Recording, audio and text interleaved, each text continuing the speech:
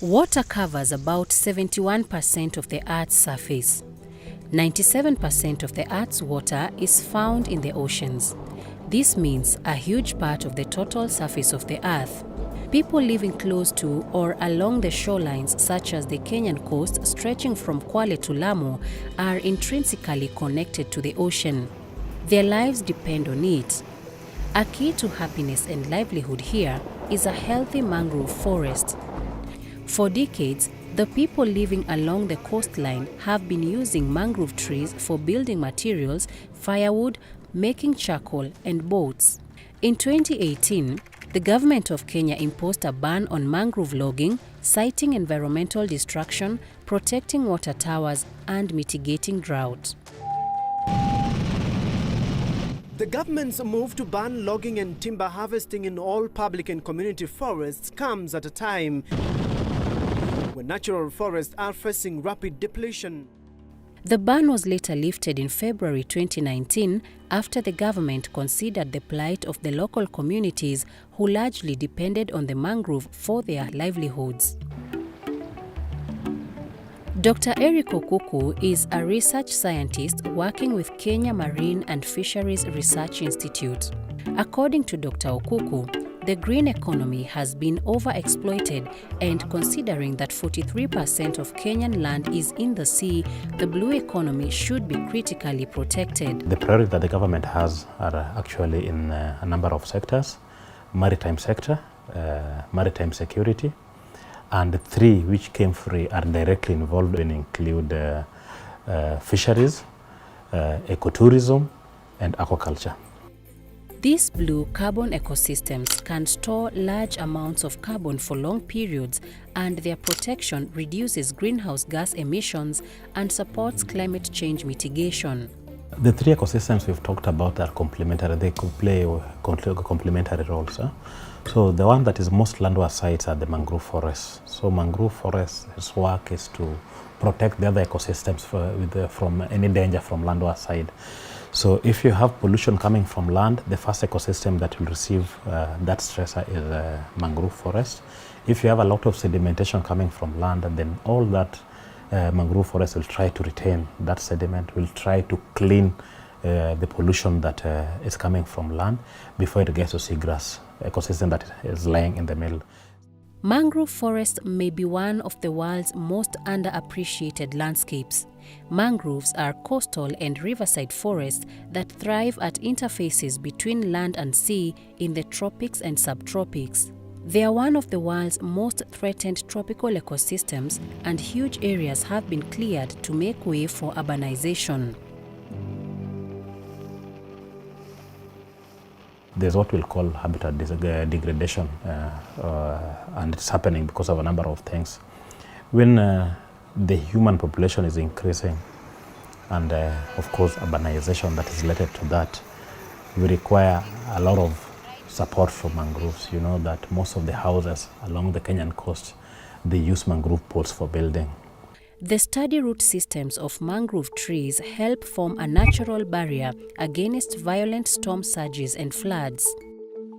River and land sediment is trapped by the roots, which protects coastline areas and slows erosion. This filtering process also prevents harmful sediments from reaching coral reefs and seagrass meadows. Mangrove trees provide important habitat for a wide variety of terrestrial and marine species. These range from fish to birds and manatees, supplying nutrients and sediments for seagrass bed and coral reef habitats. The mangrove forests, also called tidal forests, are usually formed as a result of tides. Mangroves act as shock absorbers by reducing high tides and waves, thus helping in preventing soil erosion. They are not only relatively easy to plant and can withstand challenging soil conditions, but they also play a part in protecting some of nature's most vulnerable species.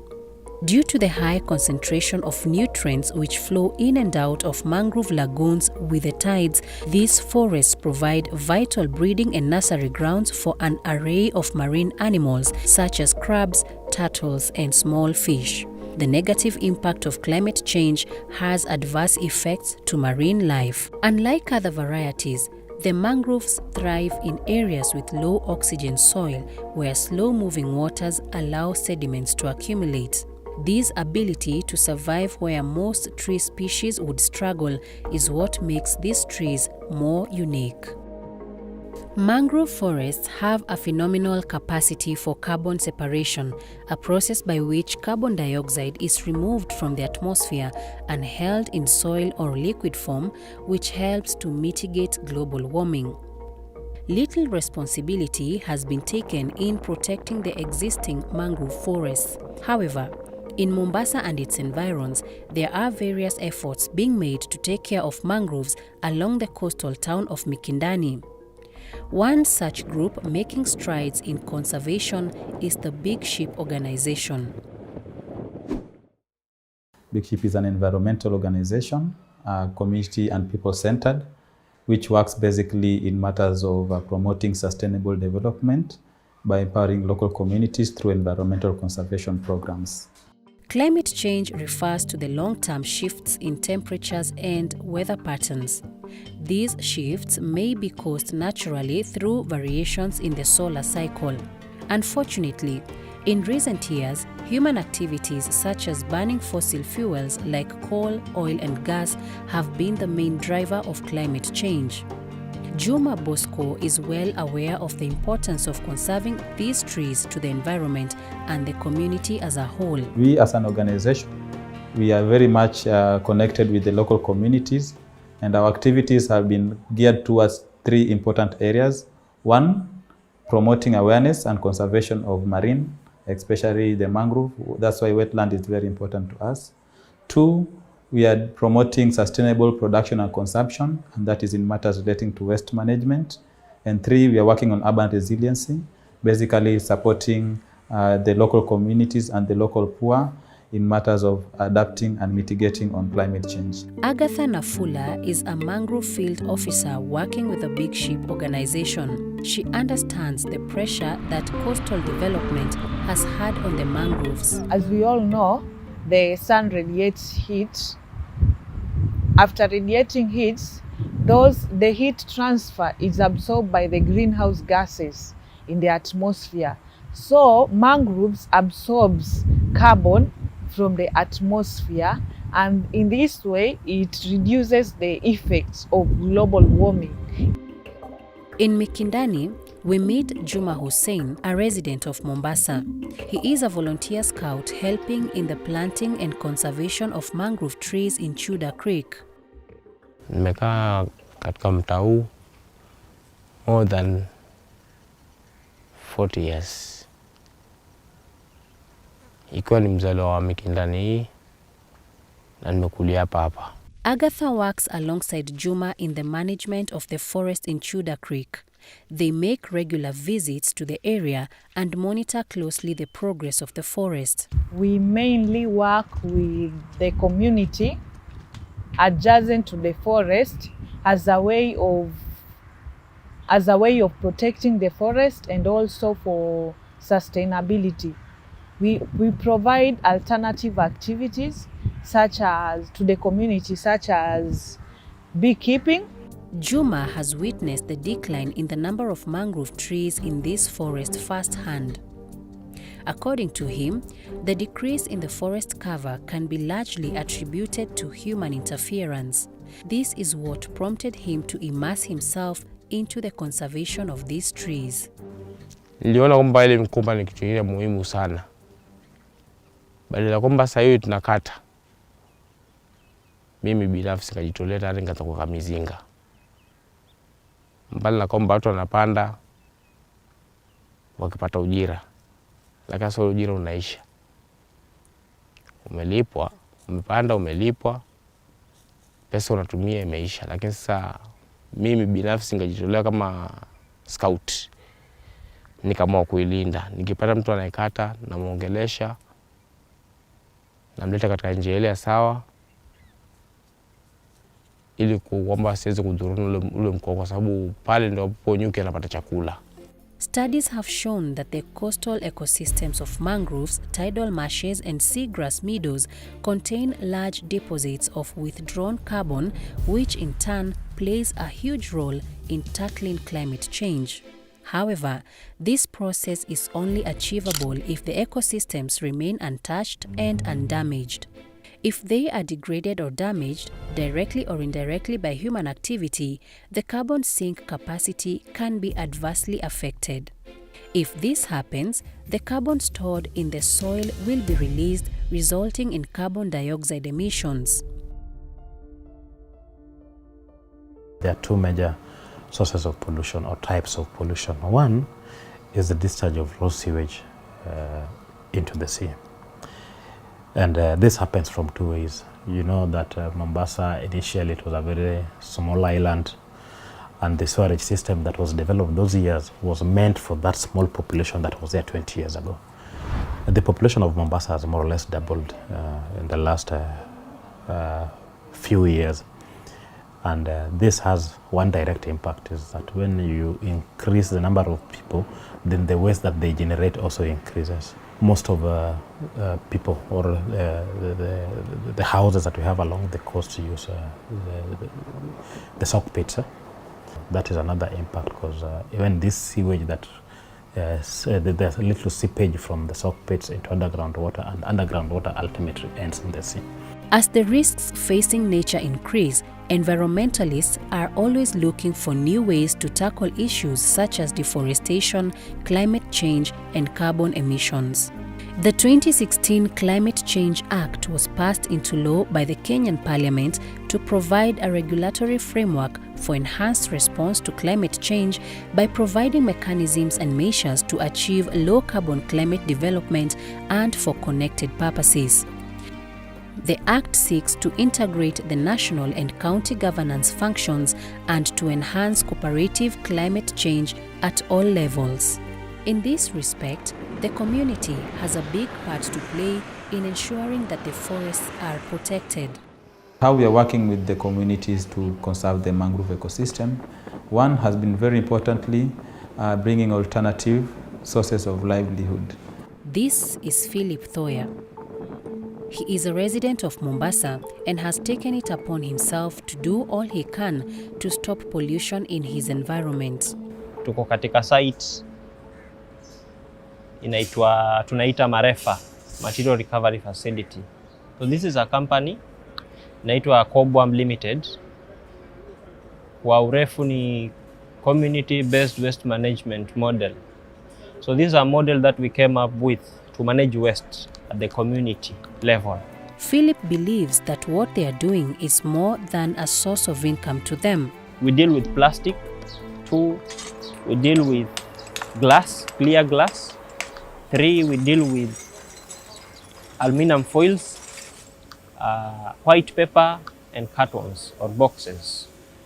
So those ones we normally buy, then take them for recycling. So by so doing, we are actually promoting, or we are supporting best waste management practices.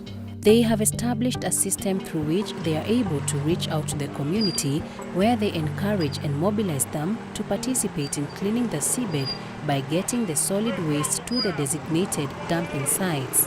Whatever we do here is we rely on the records, that is the resource collection or resource collectors, to collect waste from the community or from the households, from schools and other entities or other areas, whereby later on they bring it here. We have a transfer station ambapo hizo taka huwa zinaekwa hapo. But apart from the taka now, kuna zile resources ambazo huwa tunazichukua sisi kama Cobwam. So we buy a number of resources, of which normally wanaziita ni waste, but for us we call it a resource. So kwanza, Cobwam is operating under 2 strategies. 1, the RECO, that is resource collection, and 2, the MRF, that is material recovery facility. But the enabling factor is the RECO, that is resource collection. Philip is not the only one who feels strongly about keeping the environment clean. Zainab, a photographer born and raised in Mombasa, is equally concerned about the deteriorating state of the coastline. Right now we are at Mombasa Beach in Mombasa County, Kenya. And I'm a photographer, mostly do wildlife and landscape, and sometimes portraits and events. While Philip continues to collect the garbage at the shoreline, Zainab takes photographs of the pollution at the beach and uses them to sensitize the masses on the importance of keeping the beaches clean through social media campaigns. Her social media campaigns have reached far and wide. I started out with, of course, taking photos of buildings, people, and places, and eventually got into wildlife and landscape photography. So I've been involved with nature for the last 5 years or so. And Mombasa is my hometown. So I also love the ocean. A lot of good memories happen at the ocean. You know, family, friends, birthdays, cousins, and a lot of events have happened in the ocean. So whenever I think about the ocean, I think good memories, my childhood. So last year, a lot of talk was happening around marine pollution. And there was this art residency called Bahari Huru Art Residency. I applied as an artist, as a photographer. It was hosted by Jukwaa Arts Production. It's here in Mombasa. That's how I got involved in ocean conservation and marine pollution, talking about it through art. I really wanted to be part of the conversation around ensuring that what I enjoyed as when I was young, many can enjoy as well. I wouldn't imagine a future where people cannot go and enjoy the beach. But polluting our environment, but also the ocean, has led to a number of things, affected the climate. Other than the statistics we hear or research being done about animals confusing, let's say the turtles confusing jellyfish, or rather plastic bags for jellyfish, and other animals, of course, like other fish. The effect of fish eating the trash we throw into the ocean and somehow the particles getting back to our plate. There's also the effect of our environment not looking as clean and as aesthetic as it used to be. So now the public beaches, we have to constantly clean them because there's so much trash being thrown around. It goes without saying that mangrove trees have a great impact on the human population living along the coastal areas as well as the aquatic ecosystem. Na ili kuendekeza kwamba huu msitu urudi salama, ubaki salama, ni mpaka sisi jamii tujitolee. Na mimi kama scout, ili nipate scouts wenzangu pia, walitu pamoja, waongeleshwe, wakabidhiwe vitu kama vile pia. Tushirikiane nao pamoja na Kenya Forest ili tuweze kulinda msitu urudi ulivyokuwa. Ultimately, protecting these mangrove forests is key. Therefore, there is need to induce a social change behavior to the people who live along the coastline by involving them in climate change mitigation measures before it's too late.